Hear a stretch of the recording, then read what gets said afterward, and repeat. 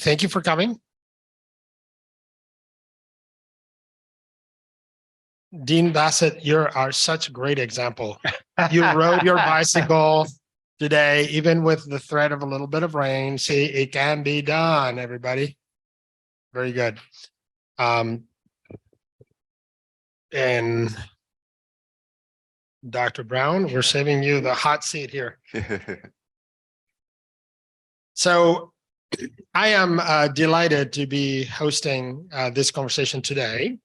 This is our SDG, Sustainable Development Goal Action and Awareness Week, which we use as an opportunity to raise awareness among our students, many of whom will be leaders in business and labs and in policy settings, to bring awareness on how crucial it is that we address the global sustainability agenda, which is not just about climate. Of course, it's been structured by world leaders into the 17 goals. These goals pretty darn important for our survival as a species, or at least for our ability to have the kind of life we hope and we expect to have now that we, for the first time in our history, have surpassed 8 billion people, and that trend keeps going. So we're making room for more people on our planet. Of course, we have we now live better lives on virtually every dimension than we ever have, in terms of life expectancy and access to food and education and all sorts of things that were unimaginable just 100 years ago. But we're paying a price for that. And that's what the Sustainable Development Goal agenda is about. Today, we're focusing on one of those goals, although these 17 goals are all interrelated, and it's very hard to even limit them because all of them affect one another. But we're focusing on the specific goal of climate change. Now, we're going to try a different approach to discussions of climate change, which tend to be slightly depressing for good reason. We have tried. So I'm going to do all the depressing up front, and then I'm going to have these 4 colleagues of mine draw a possible beautiful future that we can aspire to. Hopefully, we walk out of this conversation inspired by the possible solutions that are within our reach. So let me do all the depressing part. I won't overdo it, but the reality is we've tried as humankind 3 times. We tried in Kyoto to make a global agreement in the late 90s, and we couldn't. We tried in Copenhagen in 2009. We couldn't do it. And then in Paris, there was this great hope. There was finally an agreement. And the agreement said that we're going to try to limit the increase of average temperatures on our planet to about 1.5 degrees. And everybody walked out of Paris saying, this is our rallying cry. It now seems pretty darn obvious that we're not going to make it. In fact, just as things stand, is very, very, very likely that we surpass that 1.5 degrees, and the consequences of that are significant. And the fact of the matter is that a big part of the world still deals with the challenge of how to provide more electricity and more resources to the people, not less. Right? I was just doing some back of the envelope numbers this morning, but the U.S. is one of the kings of the world in per capita use of energy. I hope I got this right, Tim, but I think, and Marilyn, but I think we are around 77,000 kilowatt hours per capita, which is about twice of what my home country of Spain uses. So an American uses about twice as much as a Spaniard does, twice as much as a Chinese. Spain and China are now virtually very, very close. Brazil is about half of what a Spaniard uses. India is about half of what a Brazilian uses. And Nigeria is about half of what an Indian uses. So I was thinking, what if Indians tomorrow were to use as much energy as China does, whereas the US does? And why shouldn't they, right? Well, if they were just going to tomorrow use as much energy per capita as China, that would require the equivalent of 2 USA's worth of energy demand. If they were going to match the US, that would require about 4 USA's, given the different population. So not only we are kind of going to, seems like it's inevitable, we're going to pass the 1.5, but as people around the world reach and try to reach their expectations of comfort and life and electricity utilization, energy utilization, things are going to get even more challenging. So this is serious stuff. And we could have a whole conversation where we could compete on our own doomsday scenarios, but we're not going to do that. What I've asked my colleagues is to draw a picture of a world where we actually have accomplished our goal to slow climate change, perhaps even maybe start reversing climate change, and keep our world climate systems close to, or as close as possible to, what it was like before industrialization. And I'm going to ask him to help us figure out what technologies have gotten us there. And we have folks who are experts in how we live, what our cities look like. We have Brian Stone, professor in city and regional planning, who's done a lot of work in what kinds of urban designs or city designs could help us deal with the consequences of climate change already. Right? Heat islands, tree canopies do the work.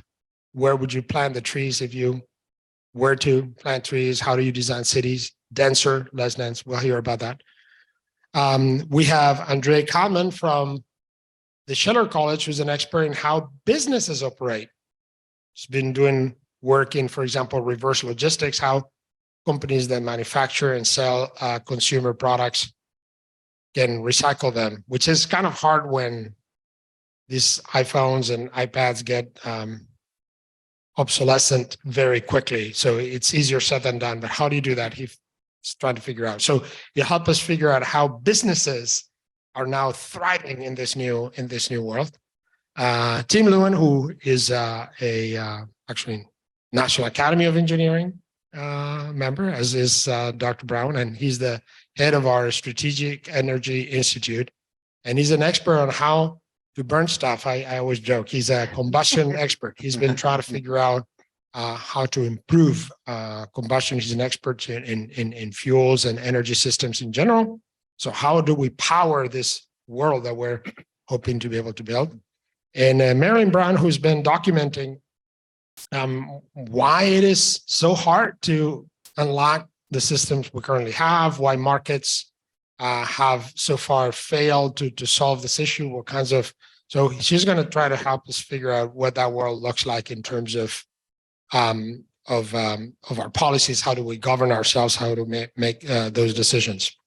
So in no particular order, I am going to ask you, maybe I'll start with our cities, with how we live, right? I mean, while these amazing ideas we're about to hear in a minute, while they kick in and work, right? Now we're confronting with serious heat waves. What is it we can do to have better cities? How does the city of the future look like? Okay, great. Well, I'm thrilled to be here.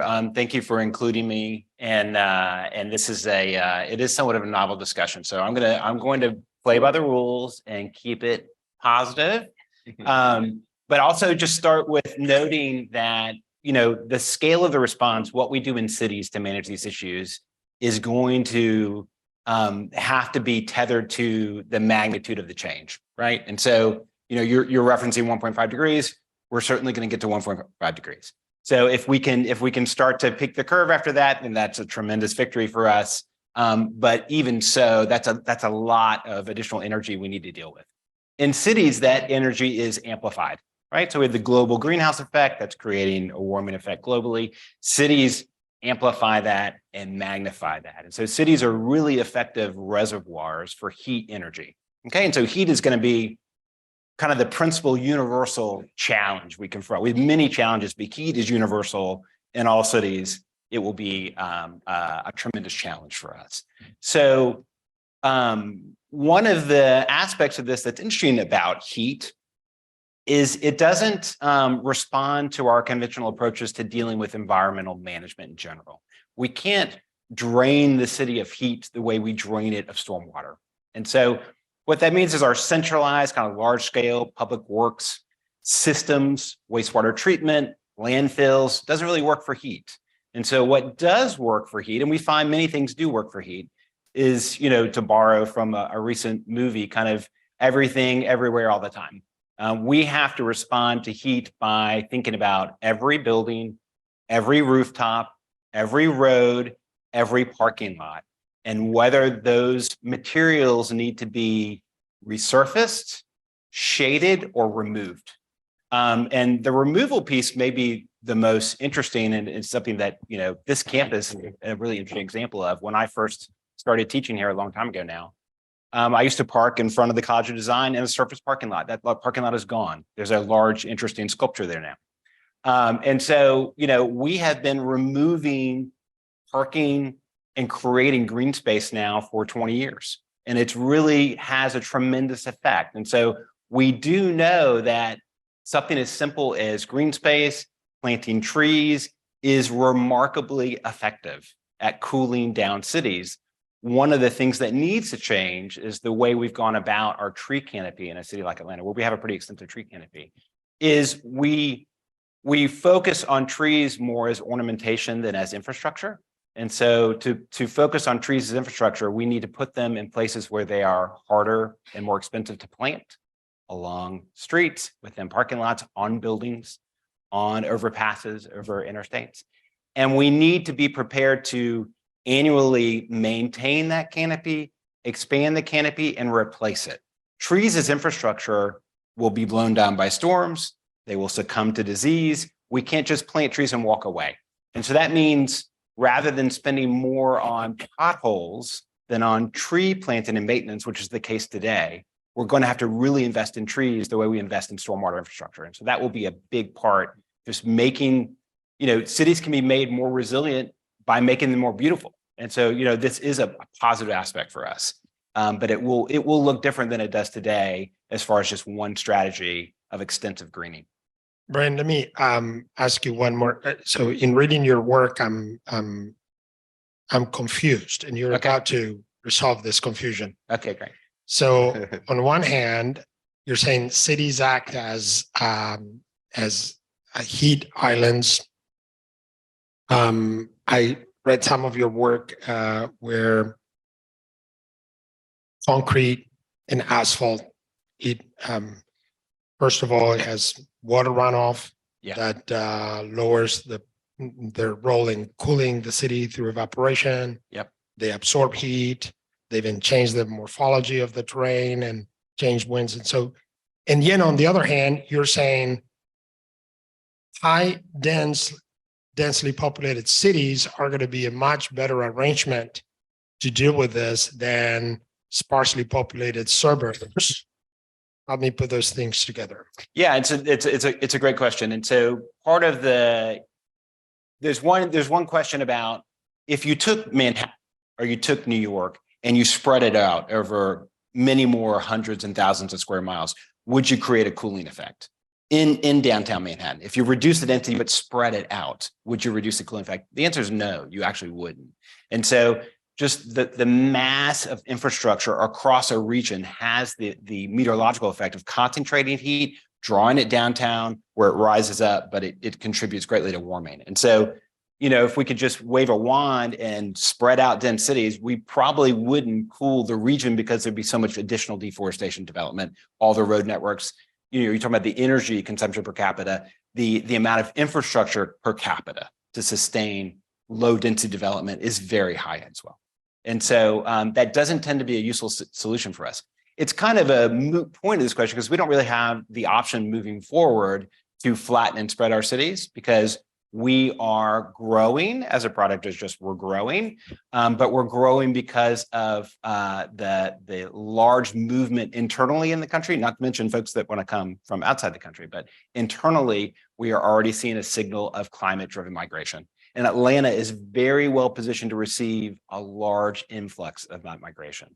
The downside of that is, we have population projections looking forward. They're already, to me, intimidating enough. They don't really account for this additional climate dividend or addition to those numbers. And so we're not necessarily prepared for it, but we will need to have both density and a green city. And so to do that, again, we have to invest appropriately in green space and trees as infrastructure, putting them where it's expensive, maintaining them, and replenishing them. All right. So the Bryanstone city of the future, I can see it. High density cities with trees wherever a tree can be planted. Yeah. And surrounded by even more tree canopies around them. Cool. Now, people have to still in the Bryanstone home and city, they still have to heat their house in the winter and cool it in the summer. They have to commute to work. They have to go from one city to another. How do we power that future? What's that? The Tim Lewin energy solution of that future? Yeah, so I think, well, first of all, Georgia Tech is a great place to be at, sort of in realizing that vision. The innovation just across the board, whether it's in economics and policy, or whether it's starting companies or the foundational science. We have over 1,000 people on this campus doing some really cool things. I'm very proud of the fact to be part of this community. I think, if you think about what does that world look like, there's sort of the world that the average person who doesn't really know that much about energy sees. And then there's the world that people who are energy experts who knows what's going on under the hood see. So I thought I would maybe focus on sort of what does the average person see, what that world looks like. If we have time, we can talk about getting under the hood, what looks different about that world. But there's actually a specialty of people who do macro energy systems modeling, people like Marilyn Brown, people like Valerie Thomas, who have developed very sophisticated approaches of sort of modeling the US and the global energy system, and then kind of mapping out what's the least cost way for us to get to net zero. So we have a decent idea of what that world needs to look like. And actually in some sense, things are depressing, but I would also say the derivative is certainly in the right direction, and the second derivative is very much in the right direction in terms of what we're doing. But what that world looks like, I mean, things that would be quite different is today, 80% of our primary energy comes from fossil fuels. In 2050, probably 80% of our energy is going to come from renewables, particularly a lot of wind and a lot of solar. But fossil fuels aren't probably not going to go away. Those numbers will flip. We'll probably see 20% of our primary energy coming from fossil with carbon capture. So that will be one kind of key difference in where our energy is coming from. But what that also means is kind of the landscape of our energy systems are going to look very different. I don't know if any of you know where power in Atlanta comes from. Most of it comes from Plant McDonough, which is on Atlanta Road, sits right on the Chattahoochee River, 2.2 gigawatt power plant, very concentrated. But as in a world where we increasingly see a lot of solar and a lot of wind, it's going to be very distributed. So if those of you who come from the West Coast, like my wife is from Eastern Washington, the topography of Eastern Washington has fundamentally changed in the 25 years we've been married, where now every ridge line is covered with wind turbines. And so we will increasingly be seeing lots of solar rooftop. We'll see industrial scale, large industrial solar concentrations. We'll see wind, we'll see offshore wind, just as part of so it'll be much more sort of ubiquitous, particularly in places like the Midwest. The other thing that's going to be different is we're going to use electricity to do useful stuff a lot more than we do today. So we broadly call that trend electrification, but electric vehicles is one example. I mean, if you just go to Home Depot, you can see the trend. Whether it's a lawnmower or a weed whacker, it's just a lot easier and a lot cheaper. And frankly, electrification makes a lot of sense because there's less parts, less stuff breaks, total cost of ownership can actually be lower. But just generally using electricity rather than a fuel to do something useful is going to go way up. We're still going to use fuels, but just a lot less. And then I guess the other thing I would just emphasize is the air is going to be a lot cleaner. We talk about sort of Atlanta has smog.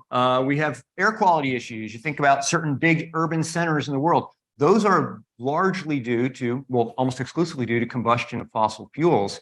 And so an enormous co-benefit of this transition is going to be much, much cleaner air. And so, in fact, I would urge all of us, and as we're talking about this to people, it's easy to get sucked into, well, what's the cost? Are people going to go bust? But let's do holistic checkbook analysis here, and let's just, as every one of you thinks about where you're spending your money, your energy bill and your doctor bill. As a nation, some of our energy and doctor bill actually may go down as we sort of roll together the health benefits with the significant health benefits. The last thing I would say that's going to look different is energy is going to be a lot more transactive. And so what that means is today you turn on the light, you turn on your dryer, whatever, you don't really think about it. You just assume that, magic is happening behind the wall. Increasingly, we're going to see a world where you're sort of negotiating with or interacting with, like, do you really want to turn on the dryer right now? And there will be price signals that are stimulating it. So just the idea of transactive energy. So that's kind of my picture of what the world looks like in 2050. All right. Well, I start putting the Brian Stone and the Tim Lewin cities together. So more dense, higher, more vertical cities surrounded by very dense tree canopies with now solar turbines sticking out all around. I still don't know where we plant the solar panels though, because skyscrapers have very small rooftops. So I guess we'll have to figure out, okay, another design interesting question where that's going to go. So now in this world of we still go to work. We're productive, but we go to work. We have paychecks. We go to we work for companies. What do those companies look like, Andre? Yeah. So first of all, thank you for the invitation, for being here. It's a great pleasure to be here. And when dreaming about the future, this positive future where we're able to stay below 2 degrees, I think in this future, fortunately or unfortunately, we'll still work. But the business models that we work for might look very different than the business models today. So if you stop and think about it, 7 out of the 10 largest American companies today didn't really exist. Or if they existed, they didn't exist with the same business models that they have today 30 years ago.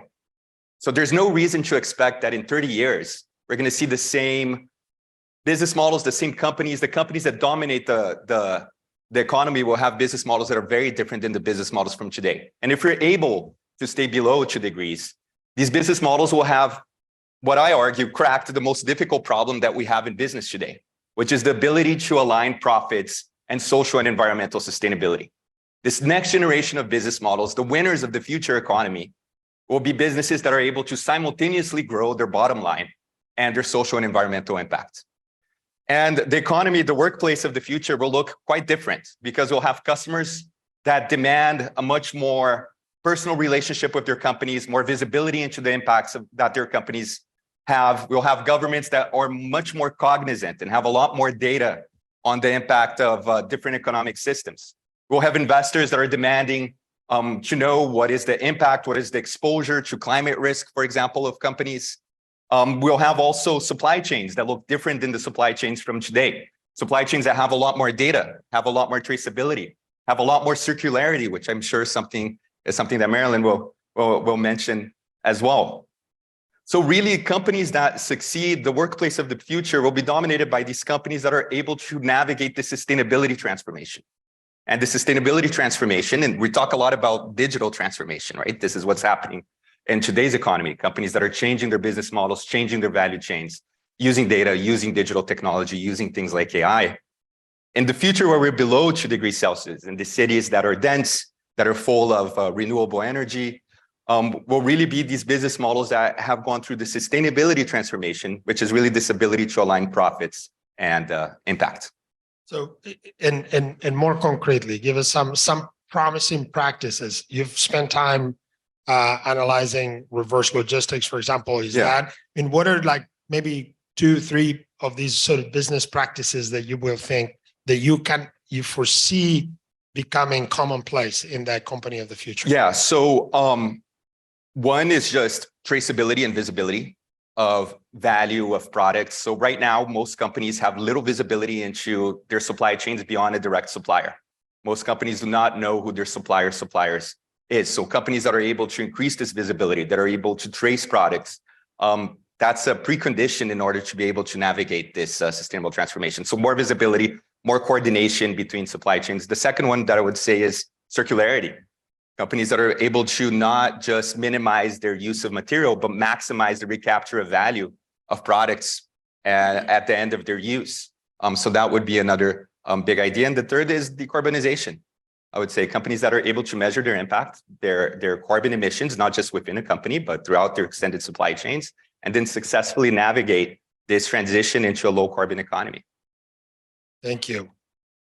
Well, Dr. Brown, I know you've spent quite, even before it was fashionable to investigate these issues, you've been warning that that our markets are not aligned with this objective of decarbonizing and maybe lowering energy consumption. You've documented many market failures, if you will, from distortion in prices to a lack of sufficient capital investment in the right areas, to imperfect supply chain infrastructure, to even just misaligned incentives. So in this world of the future, how have we aligned those incentives that make markets now deliver the right goods? Easy question. Well, let's see. I'd like to flip that around a little bit. Rather than talking about the business models and the market designs, I'd like to talk about the consumer, because I think that that is a weak link that we need to strengthen through education and information, especially here in the Southeast. Georgia in particular is a good model for this. We have wonderful businesses in the clean tech product area. You know, coming online, they're going to be supplying the world, at least a big portion of the US with the solar and EVs and batteries and recycling projects, et cetera. But I haven't seen the uptick in demand for any of these products in the state of Georgia or in the Southeast. When you compare our purchase of EVs relative to, for instance, California is now in double digits for EVs out of annual repurchasing, annual sales. Look at Norway, it's the vast majority of every purchase of an automobile is an EV. So we have to work on our own impact on the world. Now, there used to be an estimate that households are only responsible, for instance, for about 30% of the energy consumed in the US. But in fact, our demand for cleaner energy can impact how businesses make their products, how industries operate, how government uses, how universities power their systems. We have a much bigger impact. The voice of the people, you know, action, climate action from you and me can be very powerful. I'm anticipating by 2050 that we're going to, you've talked about great technology shifts, business shifts, urban shifts. How about shifts in equity? Who's going to own the advanced technologies that are coming into the marketplace? I think increasingly we're going to see a more distributed ownership. So while we now have in the electricity sector utility scale ownership of big power plants that are dominant, we're going to have, I estimate, about half of that ownership will be by businesses, households, by consumers, you and I. And we have a whole model. I'm trying to promote this idea of conspicuous consumption of clean tech. I know Tim does this. He's got some eggs being hatched at this very moment. You know, I have a 100-year-old home in Midtown that's almost carbon neutral. We can do it, and we should talk about it and share how we're doing it. You can't do it one thing at a time, you know, one chicken, one heat pump, one whatever. You've got to take it as a package. How does it work as a whole? And then how can you influence others? We need a new model, and we're getting there, a transactive model that allows peer-to-peer transactions. So in my neighborhood, Ainsley Park, I'd like to be able to help my neighbors out. I've got storage, I've got EVs, I've got solar, I've got all this stuff, but the tree comes down and the wire is bust and their power goes off. I'd like to be able to help them. I know I can't sell them anything because that's against the Territorial Act of Georgia. But maybe with some policy reforms, we could allow a little bit more of a localization of solutions. So those are some of my random thoughts. How do you change the consumer? I guess we all, as much as we want to be responsible, right? I mean, I drive a transition energy vehicle. I drive a Chevy Volt that has both. And I love the car. Now you raise the price of that car. They don't make it anymore, by the way. I'm kind of upset, but you raise the car by $10,000. Would I still buy it? So how do you shape? Do you think the consumer can be a force of change? Absolutely. So we know that people apply discount rates to their investments, and they apply larger discount rates if they're not certain about the performance. So you've got to give them this confidence that it will operate well by 5 years' time. You'll have your money back from that upfront. And that's probably better than you do in the stock market today, which is an easy comparison at the moment.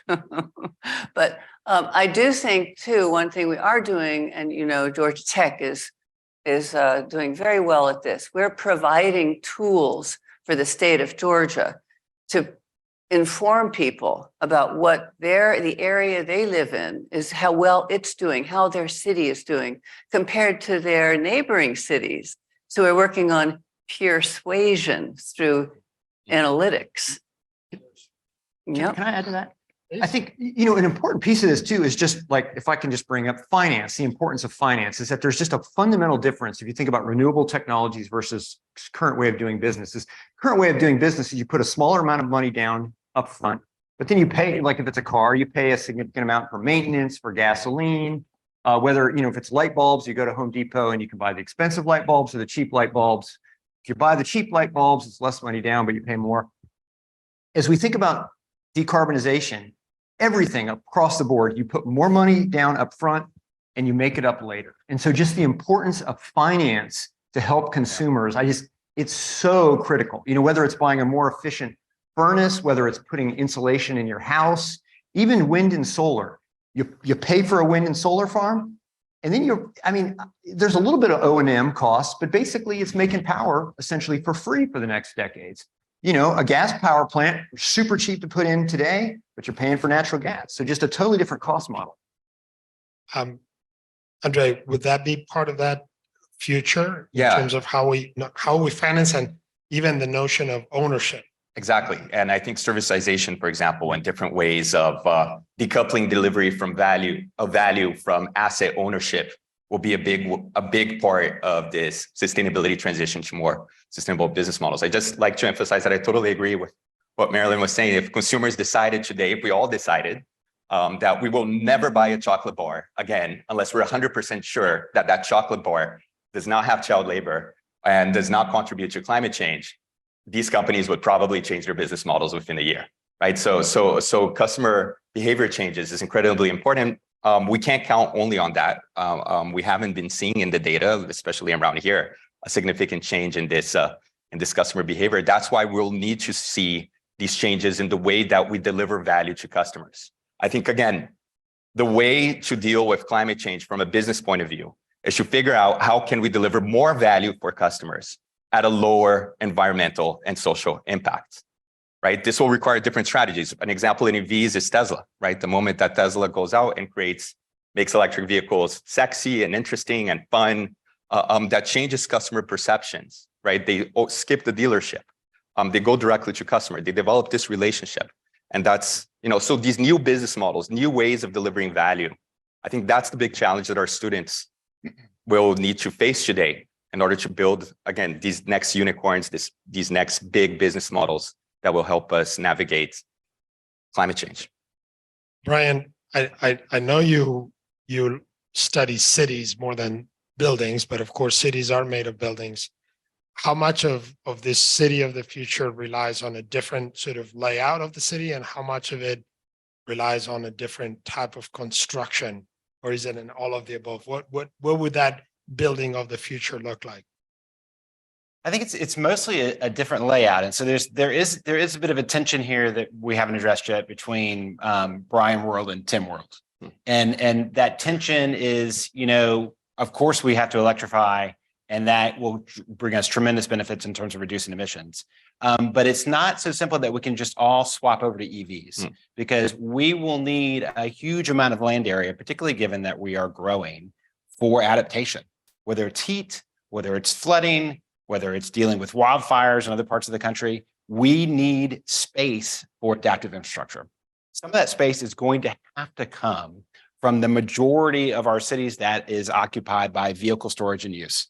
And so one of the most exciting, promising things to see that I observe in Atlanta is to go to Vine City down by the Mercedes Stadium.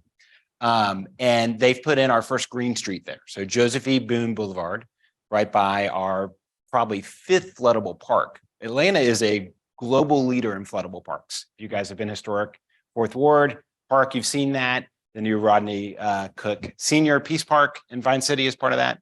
But Joseph E. Boone Boulevard is a very familiar street to everybody. It's a 4-lane street, 2 in each direction. And they have put it on a road diet, and they've reduced a lane, and they took that lane and they put it into bioswales. So basically rain gardens up and down the street. They shrunk the street. There's less space for vehicle usage. They've done that while they've provided a tremendous connection to the Beltline for alternative modes of travel. And so we are going to have to travel differently just to find the space we need to adapt. And so it won't be as simple, not that you were suggesting that, Tim, but there's a package of things that need to change. And so part of that is the landscape of the city itself. Do the buildings look different? Yes, but that's a slower schedule. And so that will be a piece of it. And we have all kinds of engineered materials that make buildings more reflective, that make them more efficient in many ways. That's a piece of it. But obviously, building out the city and rebuilding the city is a slower process than we have time for. And so converting that physical area from kind of black space to green space now is probably the quickest way to transition to something that's more adaptive. So this question for the 4 of you. They did not know I was going to ask this question.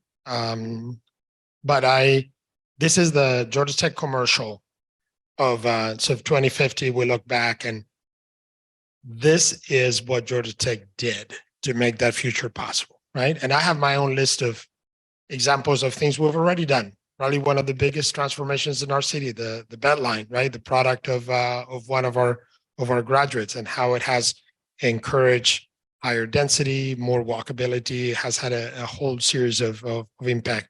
Colleagues of ours who are now even building new battery manufacturing plants with new technology to build better and more efficient batteries. The Ray C. Anderson Center and sort of some of the alternative business models that are being studied and promoted through the center.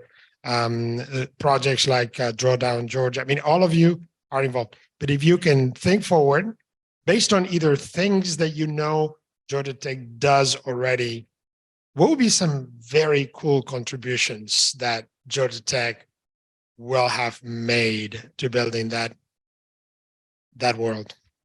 Who wants to start? Go ahead. Yeah, wow. Okay. I would say, obviously there are lots of examples from research and that's key, but we probably don't take enough credit for what we've done physically to our campus. We have some really unique aspects of our campus. The Eco Commons is very hard to find that on other campuses. It is a model for cities. If you haven't spent time in the Eco Commons, you should. Just the conversion of the landscape to more green space, to space that's designed to channel water is tremendous. We have microforests around the campus, these tightly clustered areas of tree plantings. That's not a traditional pastoral campus model at all. That's very forward looking.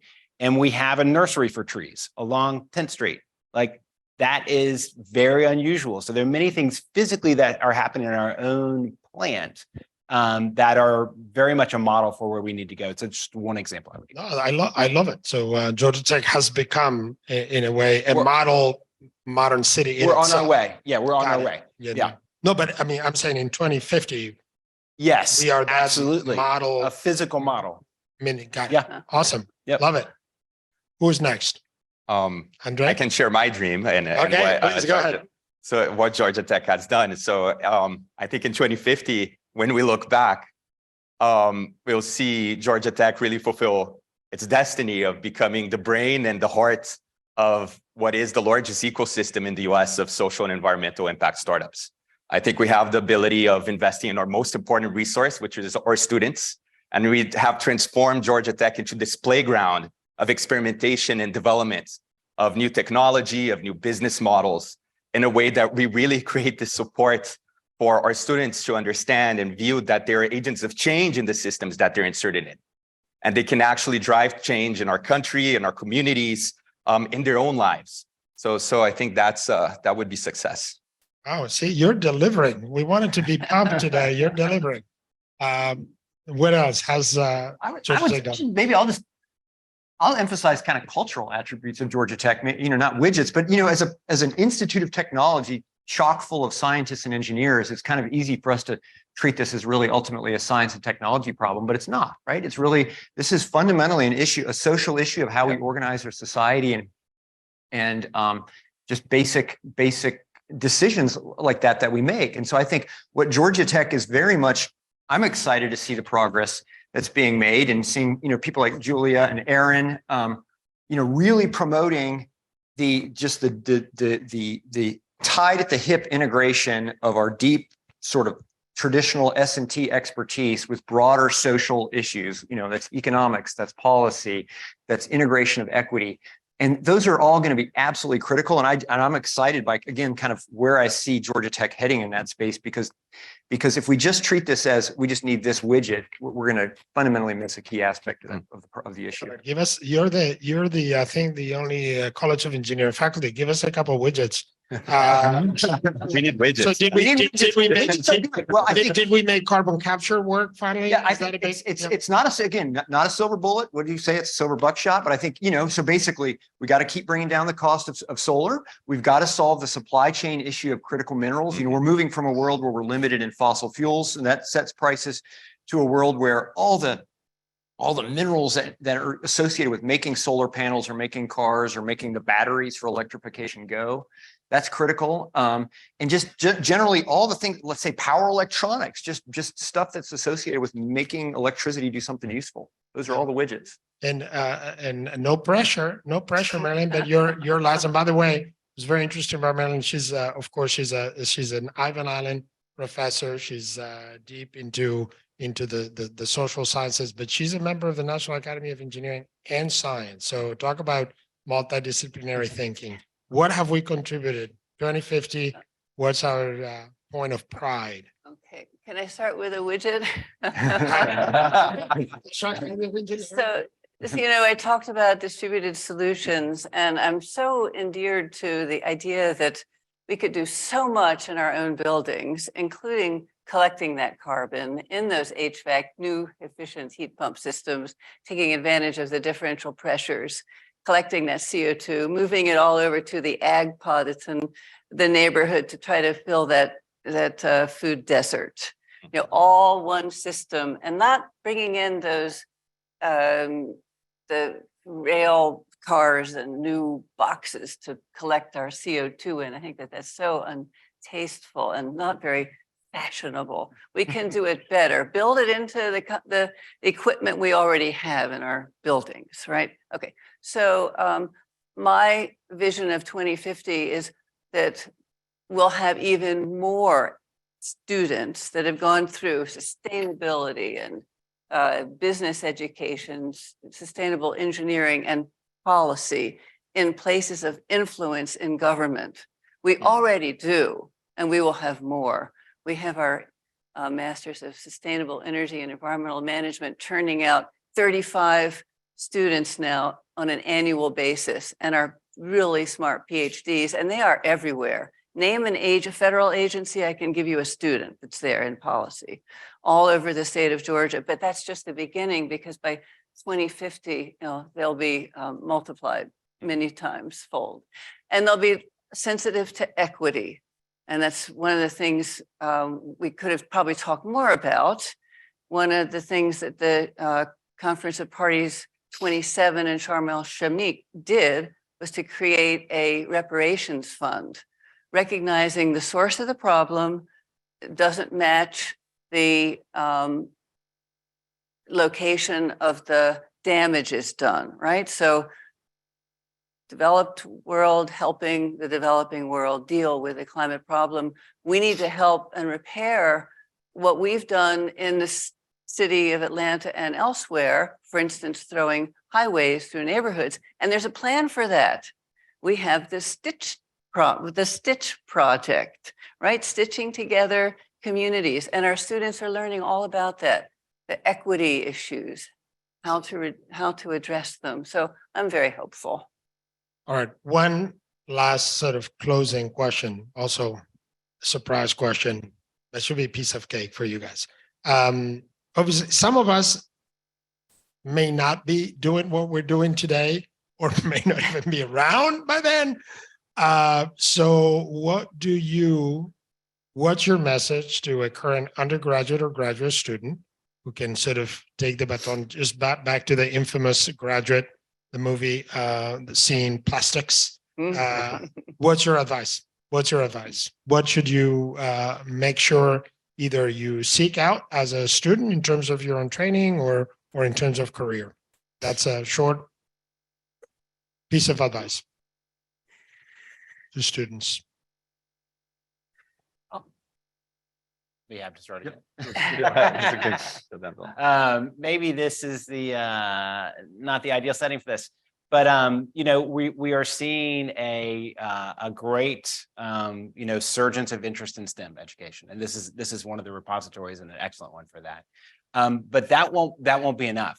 We really have to be training our students to use their imaginations, to think about the wider range of issues that are not just technical issues that come with problem solving. We have a lot of decisions to make as a society, as a community, and we need the skill sets that drive that too.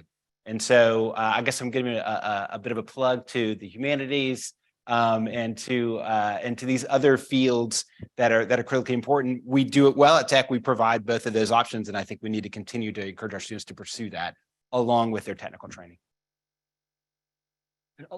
I just want to give one add-on to Marilyn's comment about equity. If you don't know Joe Bozeman on this campus, check him out, because the things that he's doing to help people, let's say engineers and scientists and some in the College of Engineering, rather than thinking about equity as an add-on, but just something as a building that into a rigorous part of process is really exciting. So I'm proud that he's a colleague on our campus.